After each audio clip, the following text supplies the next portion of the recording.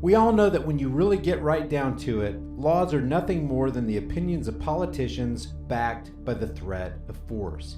We also know that no one on this earth has a legitimately higher claim over your life and property than you.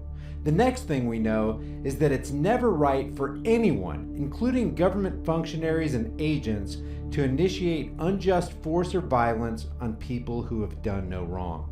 Contrary to popular belief in the mythology known as government, if you break a man-made law, you have not necessarily done that which is immoral, unless of course the so-called law coincides with something that actually is immoral. For example, if there's a man-made law that says don't rape women or molest children, and someone chooses to do such evil acts, they didn't commit an evil just because some old dudes in suits in the Capitol building said it was wrong. Everybody already knows that those acts are wrong in the first place.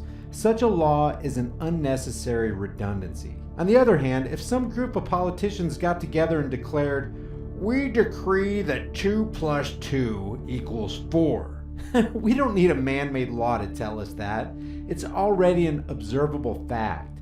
We don't need rulers or lawmakers codifying what we already know to be true.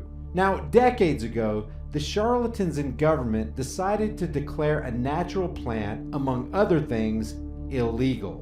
They made a so-called law that basically said if you possessed said plant matter, you were in big trouble and they'll send men with guns to come and handcuff you, kidnap you, cage you, and steal your stuff. Everybody knows that there's nothing at all immoral about owning said plant.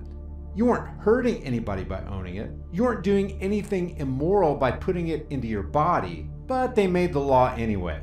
Why? Because laws, or the opinions of politicians, are instruments of revenue generation, power, and control. And that's all they are.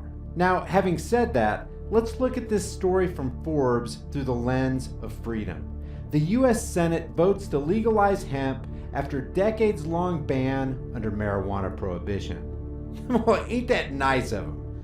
Bunch of scoundrels. The non-psychoactive cannabis cousin of marijuana would finally become legal to grow in the United States under a bill overwhelmingly approved by the Senate. The wide-ranging agriculture and food policy legislation known as the Farm Bill passed by a vote of 86 to 11 on Thursday and contains provisions to legalize the cultivation, processing, and sale of industrial hemp. You hear that, guys? They're gonna legalize nature. The overlords say they want to loosen the chains a little and allow us a little more freedom.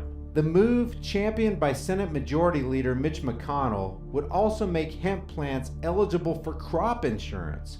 McConnell said in a floor speech on Thursday, consumers across America buy hundreds of millions in retail products every year that contain hemp. But due to the outdated federal regulations that do not sufficiently distinguish this industrial crop from its illicit cousin, American farmers have been mostly unable to meet that demand themselves. It's left customers with little choice but to buy imported hemp products from foreign-produced hemp.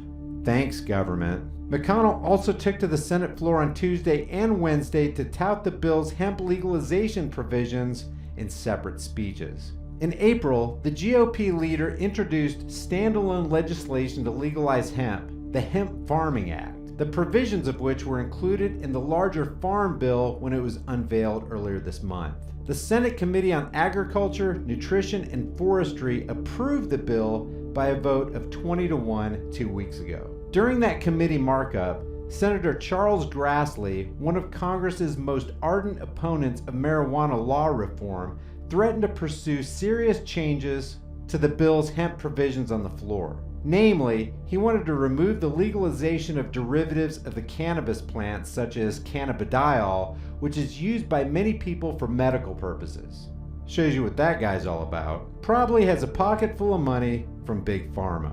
But Grassley never ended up filing a floor amendment allowing hemp supporters to avoid a contentious debate and potentially devastating changes to the bill. Upon the passage of the Farm Bill on Thursday, Senator Ron Wyden said, legalizing hemp nationwide ends decades of bad policy making and opens up untold economic opportunity for farmers in Oregon and across the country.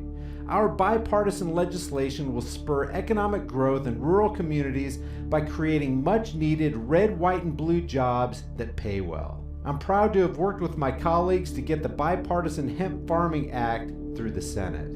Today marks a long overdue, huge step forward for American-grown hemp.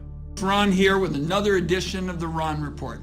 And today I've got some really good news for Oregon and American farmers. The Senate has passed the Farm Bill, and it includes a very important bipartisan proposal that I made with Majority Leader Mitch McConnell.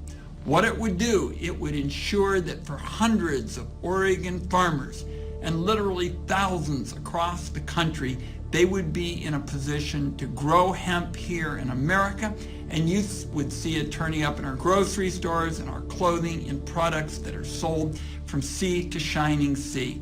This restriction, this outdated restriction on making it possible to grow hemp legally in America really just has defied common sense. Certainly the farmers in China and Canada were plenty happy because they could grow it there and then send it to the United States. I'm for creating jobs in Oregon, and I'm really pleased that Senator Merkley has joined me in this effort. Senator Paul has joined Mitch McConnell in this effort, and finally the country is updating an outdated law that has restricted opportunity for farmers. Earlier this month, the Senate approved a non-binding resolution recognizing hemp's growing economic potential. Senator Michael Bennet said in a floor speech on Wednesday, "For the first time in 80 years, this bill legalizes hemp. We forgot, but hemp was widely grown in the United States throughout the mid-1800s. Americans used hemp in fabrics, wine, and paper. Our government treated industrial hemp like any other farm commodity until the early 20th century, when a 1937 law defined it as a narcotic drug, dramatically limiting its growth. This became even worse in 1970, when hemp became a Schedule I controlled substance. In Colorado, as is true across the country, I have talked to a lot of colleagues about this. We see hemp as a great opportunity to diversify our farms and manufacture high-margin products for the American people." McConnell's standalone hemp bill currently has 29 co-sponsors signed on, 17 Democrats, 9 Republicans, and 2 independents. A Congressional Research Service report released last week says that the global market for hemp consists of more than 25,000 products. Imagine how much money, time, and resources the American government swindled from its own people by making hemp illegal. House Republican leaders blocked a vote to make hemp legalization part of that chamber's version of the Farm Bill.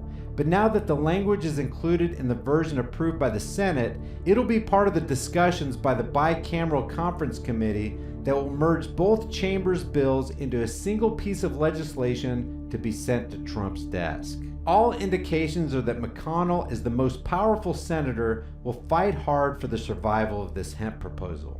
A White House statement of administration policy released this week outlining concerns with the Farm Bill does not mention its hemp legalization provisions. In 2014, McConnell included provisions to allow limited state-authorized hemp research programs in that year's version of the Farm Bill. Kentucky's Agriculture Commissioner cheered the passage of the new hemp provisions on Thursday. Now guys, I know this is a catch-22, because on the one hand, people are happy that it looks like marijuana prohibition is getting somewhat relaxed. But when you look at it through the eyes of true liberty, it's appalling that there are people on this planet who actually think that they have the right to tell other people what they can and can't do with something that's found in nature. And if you happen to possess that piece of nature, well, you're punished for it. Leave your thoughts about this for the world and the Google Thought Police in the comment section below. Guys, if you like what we're doing here on this censored channel and you want to support the effort, the Patreon, PayPal, and Bitcoin links are below.